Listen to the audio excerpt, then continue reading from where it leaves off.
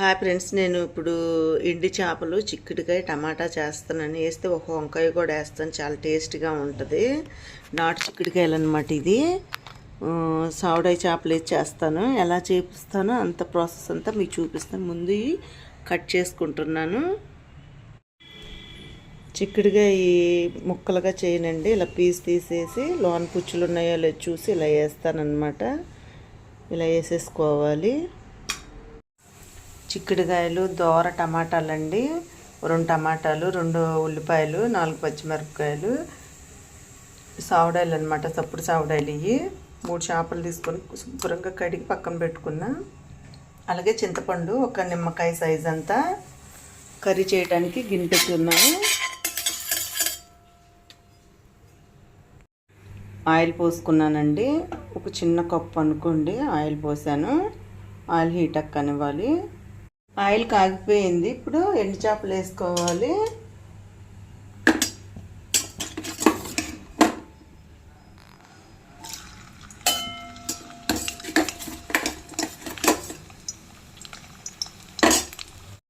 చేపలన్నీ వేసేసాను, వేగనివ్వాలండి.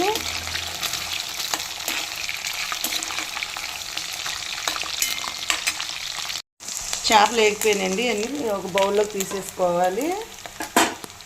చేపలను తీసుకొని బాగా వేగినాయండి. ఇలా వేగితే టేస్ట్గా ఉంటుంది కర్రీ, అందుకనే ఇలా వేపాను. ఇప్పుడు ఆయిల్లోనే ఆనియన్స్ వేసేసుకోవాలి. ఆనియన్స్ వేసేసానండి, వేగనిచ్చుకోవాలి.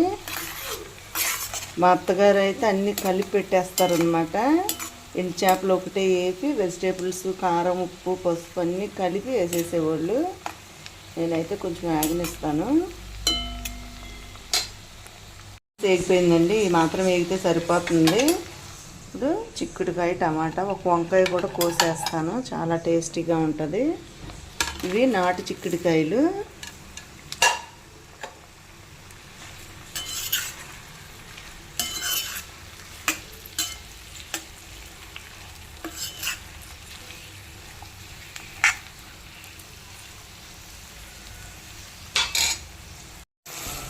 ఒక వంకాయ వేస్తున్నాను, చాలా లేతగా ఉందండి.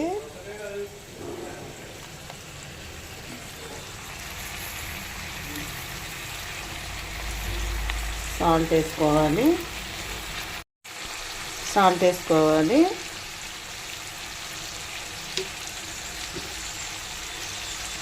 స్పూనున్నర వేసానండి, కాకపోతే మళ్ళీ వేసుకుంటాం మన టేస్ట్ తగ్గట్టుగా సాల్ట్.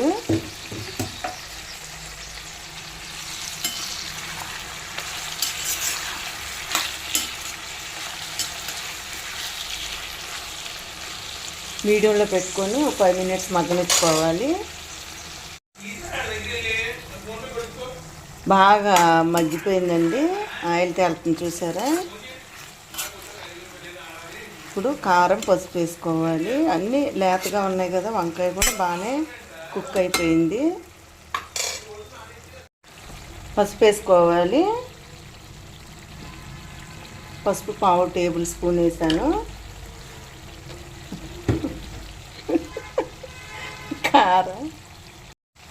కారం స్పూనున్నర వేసానండి, సరిపోతుంది. చాలా ఘాటుగా ఉంటుంది కారం.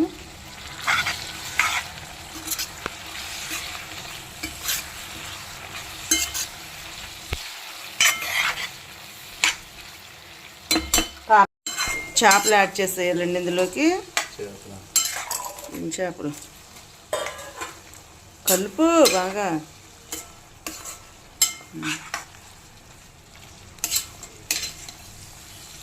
ఒక 2 మినిట్స్ మగ్గనిచ్చుకోవాలి. గింజలు వేసుకోరా, మాకు తెలీదులే మరి. చింతపండు పోసుకోవాలండి,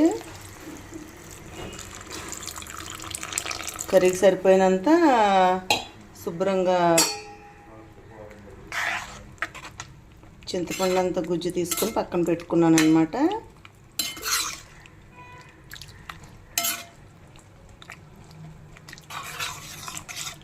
ఉప్పు చూస్తానండి, ఉప్పు సరిపోయిందో లేదో. ఇప్పుడు హైలో పెట్టుకున్నానండి స్టవ్. ఎంత చింతపండు కావాలి, ఎంత వాటర్ కావాలో అంతే పోసుకున్నాను అనమాట. ఇది బాగా కుక్ అవనివ్వాలి. స్మెల్ అయితే అదిరిపోతుంది. సాల్ట్ చాలలేదు, ఇంకో స్పూన్ పట్టిద్ది.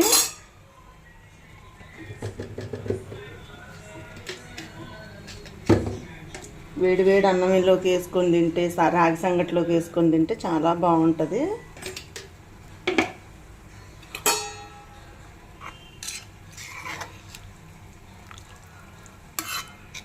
ఒక 5 మినిట్స్ ఉడకనివ్వాలి. కూర ఉడుకుతుందండి. ఇంకా బాగా ఉడకనిచ్చుకోవాలి. 10 మినిట్స్ పడుతుంది కర్రీ అవడానికి.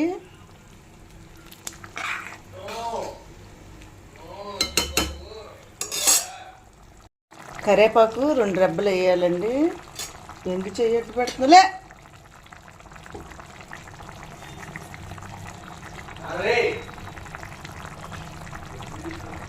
కరివేపాకు వేసుకుంటే చాలా టేస్ట్గా ఉంటుంది. మా 2 పిల్లలు కలిసారంటే అల్లరే ఇంట్లోని. ఒక 5 మినిట్స్ ఇంకా ఉడకనివ్వాలండి. కర్రీ రెడీ అయిపోయిందండి. ఈ మాత్రం గ్రేవీ ఉండాలి రైస్లోకి. చాలా టేస్టీగా ఉంది. రైస్లోకి వేసుకొని తిని చెప్తానండి టేస్ట్ ఎలా ఉందో.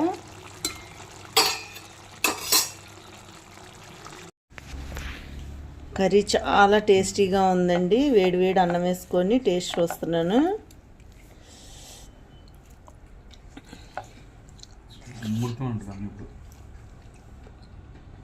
సూపర్. నిజంగా అందరు ట్రై చేసి చూడండి. అలాగే నా వీడియోస్ని చూసి లైక్ కొట్టి షేర్ చేసి సబ్స్క్రైబ్ చేయండి. నిజంగా సూపర్గా ఉంది.